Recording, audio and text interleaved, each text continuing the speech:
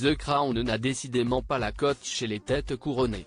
Après le prince William, qui avait confié ne pas suivre la série imaginée par Peter Morgan, c'est au tour de son frère cadet de boycotter la fiction de Netflix. Pourtant, en 2021 et face à James Corden, le duc de Sussex avait émis un avis positif sur le programme. Ils ne prétendent pas raconter la réalité, si est une fiction. Même si la série est très romancée, elle permet de donner un aperçu de ce à quoi ressemble la vie d'un membre de la famille royale.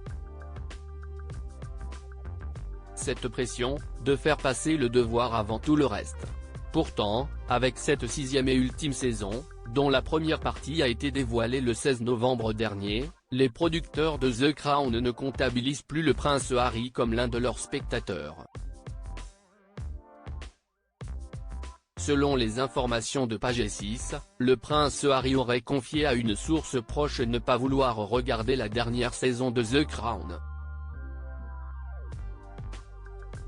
Une décision qui s'explique au regard du contenu de cet ultime volet.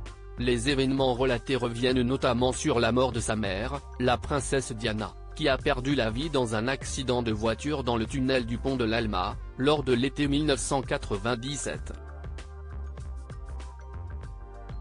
Et il est de notoriété publique que le duc de Sussex, alors âgé de 12 ans, avait été profondément traumatisé par ce drame, qui continue de le hanter encore aujourd'hui.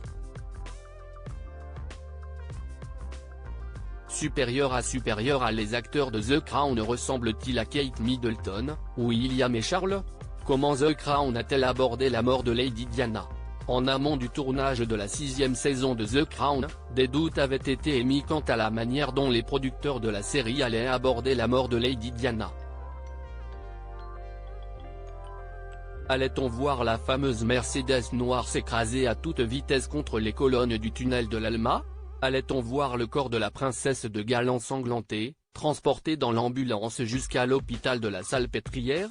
Rien de tout cela. En signe de respect pour la famille royale britannique et pour le souvenir de Diana, Peter Morgan a imaginé une manière détournée de raconter cet événement clé dans l'histoire des Windsor. La scène s'ouvre sur un homme qui promène son chien le long des quais parisiens. On l'aperçoit arpenter le pont Alexandre III, puis se diriger vers le pont de l'Alma. Soudain, la Mercedes arrive, à toute vitesse, chassée par les paparazzi. La caméra reste fixée sur le passant, alors qu'un bruit assourdissant retentit, en provenance du tunnel. L'homme se saisit de son téléphone portable, appelle les services de police et rassure son chien. Clap de fin. Article écrit en collaboration avec 6 médias Crédit Photo, Backgrid UK.